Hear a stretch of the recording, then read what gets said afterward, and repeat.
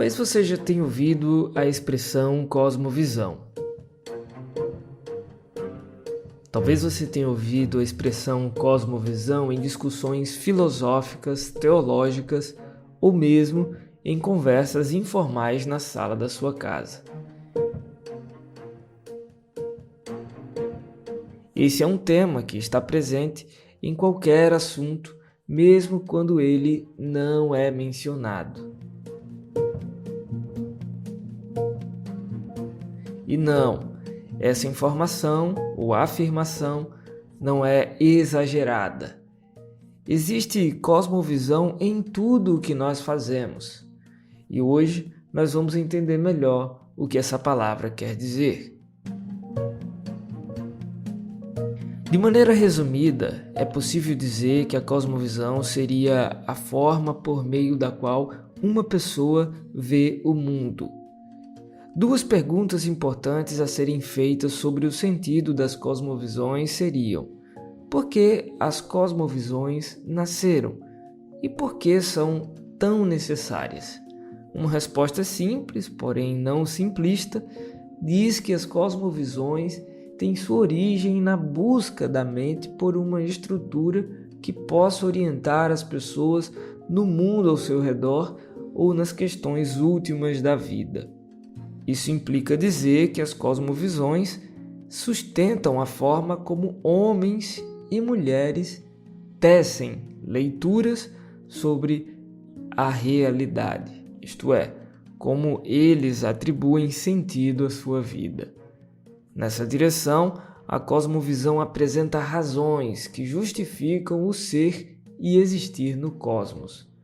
Essa razão não é fruto do acaso, mas de pressuposições estruturantes e organizativas de um sistema de pensamento. São pelos motivos antes mencionados que podemos afirmar que em todos os assuntos da vida existe cosmovisão.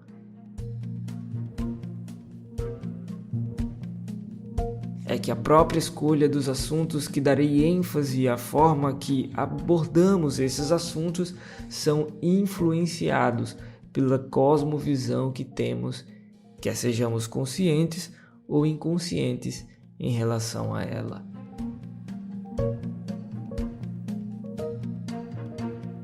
Existem diversas cosmovisões, mas podemos classificá-las em três grupos gerais: a teísta, a ateísta e a panteísta. A cosmovisão teísta abarca todas as formas de ver o mundo que consideram a possibilidade da existência de um ser superior, eterno e poderoso. Ou seja, é aquela cosmovisão que acredita na existência da divindade.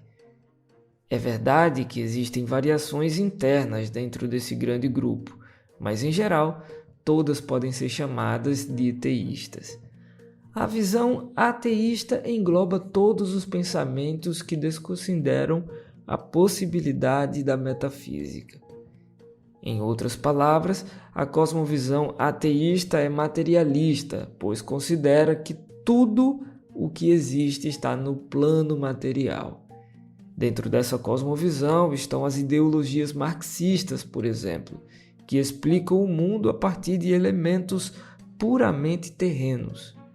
É por esse e outros motivos que cristianismo e marxismo não combinam, pois é impossível harmonizar o ateísmo e o teísmo em um mesmo conjunto de crenças.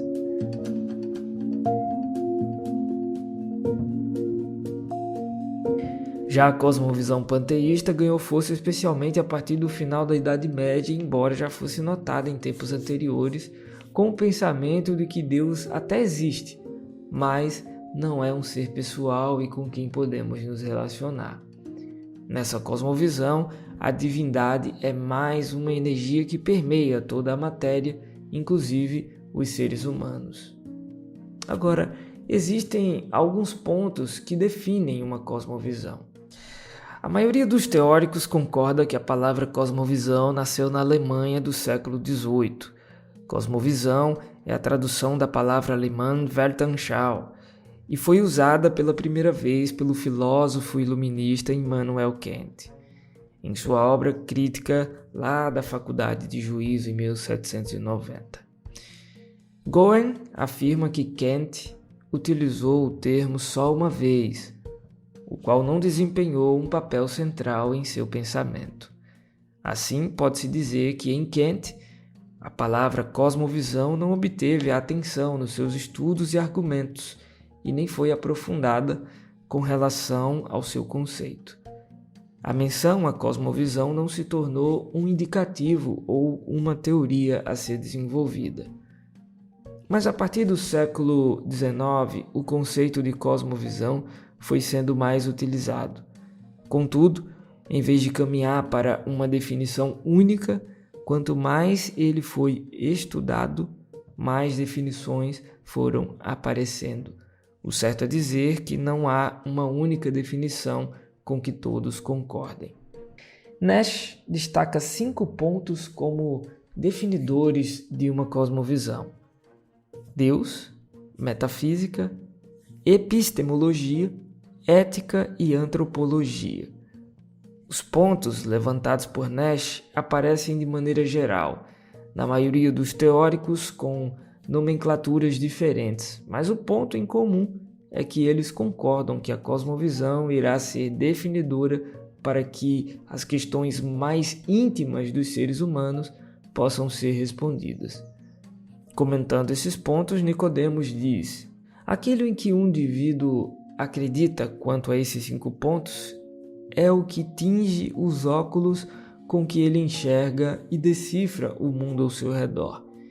Também é o que influencia de forma decisiva seu relacionamento consigo mesmo, com o próximo, com o mundo, em casa, no trabalho e na sociedade como um todo.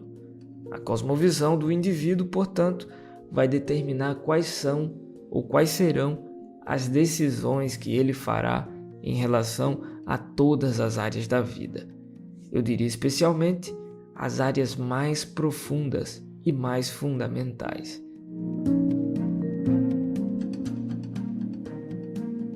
Partindo desse pressuposto, é preciso que cada um de nós procure identificar qual é a sua cosmovisão. E mais do que isso, procure construir uma cosmovisão que esteja em harmonia com a palavra de Deus, pois apenas dessa forma conseguiremos tomar decisões que combinem com a vontade de Deus para a nossa vida. Em suma, isso é cosmovisão cristã.